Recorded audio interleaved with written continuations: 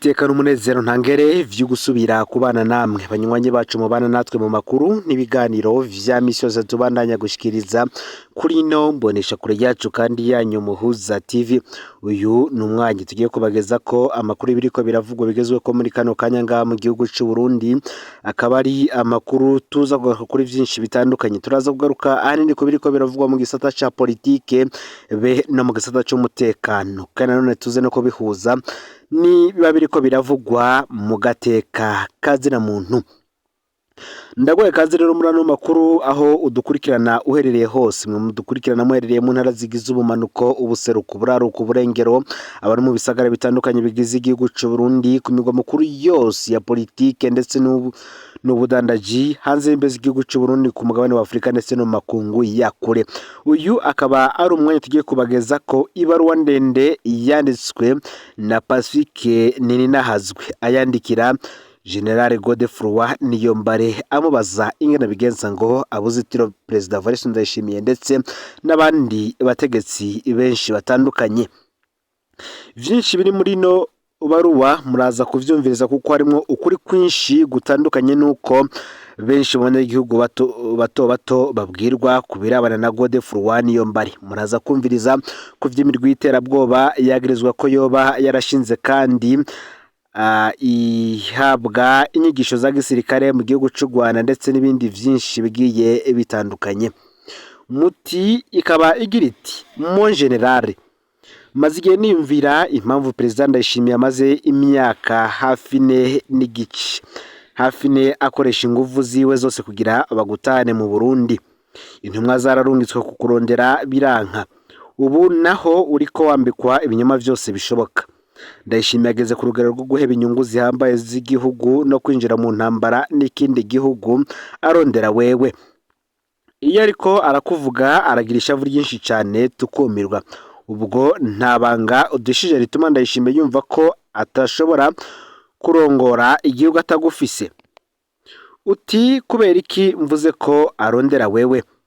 Urutonde yatanze mu Rwanda rw'abantu bategerezwa gutahanwa mu Burundi rurika abantu 34 bagirizwa ko bagerageje gutembagaza ubutegetsi mu mwaka wa 2015. Bamwe n'abasirikare na polisi mwari kumwe kugenekerezo wa 13 Rusama umwaka wa 2015. Abandi nabo n'abanyapolitike bazwi, abandi n'agateka kazira muntu be n'abamenyesha makuru. Abo bantu barazwi ko bari mu bihugu bitandukanye nka Canada, Leta Zunze Ubumwe za Amerika, Tanzania, Ubufaransa, Ubirigi, u Rwanda, Ubudagi n'ahandi. Leta Ndayishimiye ngo ifise amakuru ko bari mu Rwanda. Ibi bihugu vyose ngo abo bantu barimo nta ngorane biteye Ndayishimiye. Igihugu conyene atuka uko bukeye ko bwije ni kimwe gusa ari naco yibaza kurimwo, u Rwanda, ngo nico cerekana aho ugeza kumubuza amahoro. Iyi baruwa irabandanya igira iti mon general, kubera iki Ndayishimiye akwitirira umuhari Red Tabara kandi abizi neza ko atacupfana n'uwo muhari. Red Tabara yatanguye yitwa Fronabu Tabara muri Rutsaba mu mwaka wa 2011. Amasanamu yayo ya mbere yerekanywe na televiziyo y'Ubufaransa France 24 muri Munyonyo umwaka wa 2011. Abagwanyi bawo bari muri Haut Plateau za Uvira muri Republika Iharanira Rusange ya Kongo. Ico gihe wewe watwara ibiro bikuru vy'igisirikare c'u Burundi. General Ndayishimiye nawe yari umuyobozi mwishikira mu biro vy'umukuru w'igihugu ajejwe ibibazo vy'igisirikare. Nukuvuga ko mwari abategetsi bavugana ikibazo ca Fronabu Tabara, bavugana ikibazo ca Fronabu Tabara ico gihe. Duhishurire ico mwayaze. Ese yoba yarakwagirije ko utwara igisirikare c'u Burundi ukongera ugatwara Kiroberi? Igitero ca mbere ca Red Tabara mu Burundi cabaye muri Kigara mu mwaka wa 2014 mu ntara ya Cibitoke. Red Tabara yateye iva muri Republika Iharanira Rusange ya Kongo. Ico gihe wewe watwara iperezida y'u Burundi, Ndayishimiye nawe yatwara Sobugeya. Hari ico mwamwara yaze ca Red Tabara twoba tutazi? Ibiri muri iyi baruwa bibandanya bigira biti: umaze guhunga igihugu mwaratangajwe ko waratangajwe ko ubaye kizigenza w'umuhari Forebu wari ugizwe n'abasirikare bansonyangwa n'ibwirizwa shingiro mu mwaka w'ibihumbi 2015. Nimba atari jewe noba ntabizi, nta gitero ca Forebu mu Burundi nigera numva kugeza ubu. Amakuru nagenda ronka yayigeze kuvuga ko hariho abagerageje guhuza Forebu na Red Tabara ngo zije hamwe, cane cane mu gihe iyo mihari yose yari ifise ibirindiro muri Repubulika Iharanira Intwaro Rusange ya Kongo. Pacifique Ninahazwe muri ibaruwa yiwe akagira ati amakuru mfise yemeza ko bitigeze bishoboka. None no kubera iki ndayishimira kwitirira Red Tabara? Ese koba ari ukutamenya? Hoba hari irindi banga azi tutazi canke n'ibinyoma akoresha n'impaka kubera umubujijitiro? Mo generale, mu buzima bwanje naragize amahirwe yo guhura nawe inshuro zitatu. Mu mwaka w'ibihumbi 2011 canke mu mwaka w'ibihumbi 2012 twarahuriye muri exposition yari kuri Centre Culturel Française. Akanya gato twaganiriye nakumvanye ivyiyumviro bitandukanye n'ivyo nahora numvana abandi bahoze bagwana muri CNDD FDD, na cane cane ko wari intwazangabo yugurutse kandi adatinya kwerekana ibitameze neza. Uyu munsi naratangaye kumva chef d'état major w'igisirikare yamiriza ubusuma buri mu gihugu nk'uko natwebwe twabivuga. Mu ntango z'umwaka w'ibihumbi 2014 twarahuye dusohotse inama muri Hotel Meridien Source de Nil, ho twaganiriye akanya. Ico gihe wari charge de mission mu biro vy'umukuru w'igihugu. Ho naratangaye rwose kuko ibibazo vy'igihugu babivuga mu majambo twakoresha muri societe civile. Ndibuka ijambo nakubwiye nti mo general uragaba iyo mvugo wewe izogucisha umutwe. Weho ko ubivuga ukabukiriho niko wanyishuye. Jewe sico kimwe kuko sindi general ntaco bontinyira. Ico gihe waciye witwengera wumvise inyishu yanje. Uwo munsi nyene waciye ugenwa guserukira Burundi muri Kenya. Sinatangaye, natawe ko bashimye kukwigiza kure. Iyi baruwa ya Pacifique Ninahazwe kuri General Major Godefroid Niyombare ikabibandanye igira iti irya gatatu ntaco ndarivuga ko, ariko naho nyene wari wa wundi nyene. Wewe umuntu akuganirije naho haca imyaka 5 mutavuganye asanga ukiri wa wundi. Nturi mahindagu, abakuzi bose bakumbwiye nk'umugabo atihindukiza mu ijambo. Enome de principe. Ubwo abo mwahoranye ku rugamba sico baguhora. Ko ndayishimiye mwasangiye urugamba akaba kuzi uko umeze, ni igiki atinya kiri muri wewe ku buryo ubona ko atazigera aronka amahoro ucidegembya? Uti mo generale, warambwiye umubaro wakuranye wo kwicirwa umuvyeyi wawe mu mwaka w'igihumbi 1972. Warambwiye amagorwa wagize mu nyuma be n'ubutwari umuvyeyi wasigaranye yakureranye maze akurinda urwanko. Warambwiye ingene bimeze gukura ubona wakwiciye so akakunyaga, mu nyuma ugasanga yaguha lift mu modoka yanyaze so. Warambwiye ingene wagiye uriga kure yahuba kugira abigisha bawe ntibamenye ko uri umuhungu wa Niyombare Paul. Warambwiye ingene wafashe ingingo yo kuja ku rugamba, ingene wataye akazi wahembwa neza muri Onatel uja mu ishamba. No kuvuga ko abigisha amacakubire bafatiye ku vyago vya kahise atacu bafise bitwaza cabababaje kukurusha. Warambwiye urukundo wakunda President Nkurunziza. Warambwiye kandi ko wanabayiwe mukiva ku rugamba. Igihe cyose twamuvuganye ko wamwita ton frère, umuvukanyi. N'ubu ndemeza ko mu bategetsi bose bahoze muri CNDD FDD tumaze kuganira ari wewe wa mbere uvuga neza Nkurunziza. Muri Ruhuhuma umwaka w'ibihumbi 2015 nk'umukuru w'iperereza wari mu kibanza abajenari nka bose bipfuza mu Burundi.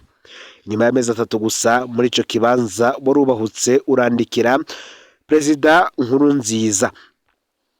Urandikira Murantunge muri inyuma y'amezi 3 gusa muri ico kibanza warubahutse urandikira President Nkurunziza umubwira ukuri ku ngaruka z'ikiringo ca gatatu. Naho atashimye kukumviriza mbere akanagukura ubutarariye, ivyo yavuze byose byarabaye. Ikiringo ca gatatu catumye abakungu akura ikizere ku Burundi. cyabyaye indyane zikomeye mu gihugu, cyasubije inyuma Burundi mu bintu vyose. Ikiringo cyarangiye gihitanye ubuzima bwa Perezida Nkurunziza atari agisohoka imbibe, bituma agwara ntiyashobora kuja mu bitaro bikomeye. Hari amakuru avuga ko abo yizeye bashobora kuba ari bo bamuhemukiye ku munota wa nyuma. Icyo abagumyabanga benshi batabwirwa kugeza ubu nuko urwandiko warungikiye Nkurunziza rwatomora neza ko ruri mu ntumbero yo gukingira ubutegetsi bwa CNDD-FDD. Waratomoreye Nkurunziza ko ku neza y'igihugu, ku neza ya CNDD-FDD no ku neza yiwe atokwitoza ubwa gatatu. Uriya rwandiko abanywanyi ba CNDD-FDD barakwiriye gusubira bakarusoma maze bakirabira agaciro k'impanuro wari watanze. Uti mon generale, hari akabazo nakwibarije nti kubera iki ku igenekerezo ya 13 Urusama mwaka w'ibihumbi 2015 wavuze ko wahagaritse Nkurunziza Pierre ariko utahagaritswe ibwirizwa shingiro? Ahandi hose iyo habaye kudeta ibwirizwa shingiro niryo bihutira guhagarika. Nakubajije ingene wari gutwara igihugu kandi wagumijeho ibwirizwa shingiro rishiraho izindi nzego. Wanyishuye ko intwazangabo irahira ko izogwanira ibwirizwa shingiro. Wambwiye ko igikorwa cyawe cyari gitumbere kugwanira ibwirizwa shingiro nkuko wari warabirahiye nk'intwazangabo y'u Burundi. Reka subiremo amajambo yawe uko wayambwiye. Sinigeze ndota gufata igihugu. Intumbero yacu yari yo gushira Nkurunziza imbere y'ubutungane agasigura impamvu yahonyanze ibwirizwa shingiro ryamushizeho. Wambwiye ko wari wubaha inzego z'igihugu kandi ko ibwirizwa shingiro ari ryo ryavuga uwuheza akarongora igihugu mu gihe umukuru w'igihugu ahemutse. Mu ncamake wewe watahura ko Nkurunziza ahemutse yari gusubirirwa n'umukuru w'inama nshingamateka nk'uko ibwirizwa shingiro ryabivuga. Iri kete rya Pacifique ninahazwe kuri General Godefroid Niyombare ribandanya rigira riti: Mon generale, abagutuka uno munsi zuko bakurusha gukunda Burundi. Warabyiguze aho waje ku rugamba. Abagutuka nibakurusha kumenya amagorwa y'abahutu muri kahise, so yarishwe n'ivyanyuberanyagwa. Mu buto warabaye muri Paripehutu, mu nyuma wabaye chef d'etat major wa mbere w'umuhutu mu gisirikare cy'u Burundi. Ibibazo vy'amoko mu Burundi urabizi neza. Abakwagiriza guhahamira ubutegetsi bibagira ko benshi bahemutse kugira baronke ikibanza wewe warusanganywe. Iyo ukunda amaronko wari kunuma nawe ukigumira mu munyenga w'ubutegetsi, nta nuwo uvuga ko akunda Nkurunziza kukurusha. Aho ndashimiye n'abagenzi we basinye ikete ryo muri Munyonyi umwaka w'ibihumbi 2014 ntiwarimwo. Nkurunziza yakugenye kurongora iperereza kumwizigirwa yarazi ko atigera mubesha. So ubutwari bovuga ko ubakurusha kuko no ku rugamba wamye uri indongozi yabo nka komanda de region. Amabanga menshi barimwo uyu munsi nayo wabatanguriye. Abarundi bamaze imyaka 9 batumvise ijwi ryawe.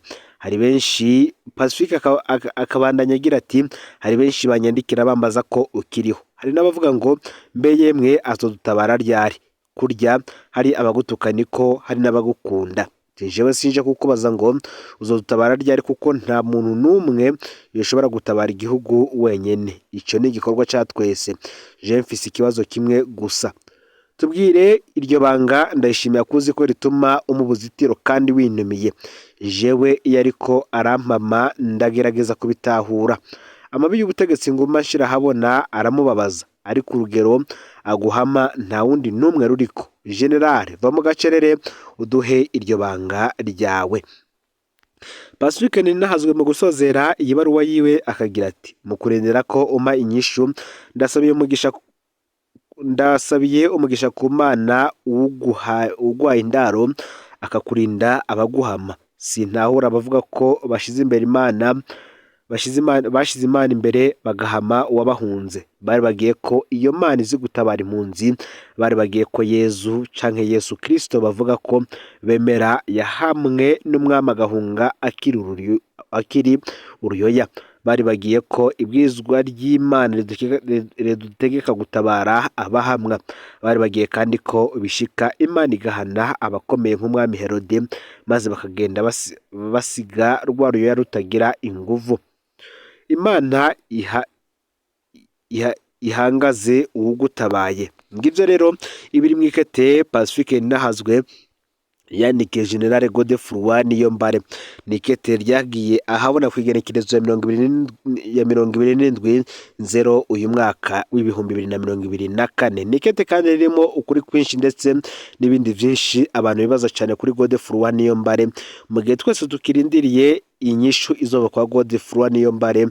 Ufyonde subscribe canke sabone niba utari wafyina kugira ngo tuzocikarona dushikiriza, usangize kandi ano makuru bagenza aho bari hose kugira ngo nabo baje barashikirwa n'abiriko biravugwa bigezwe ko ngaha mu gihugu cy'u Burundi, iyo baya bariko aravugwa mu gisata ca politike, agateka kazina muntu ndetse n'ibindi vyinshi bitandukanye. No Muhuza TV, Imana ibahezagira ibikorwa vyanyu vya misi yose muriko murakora.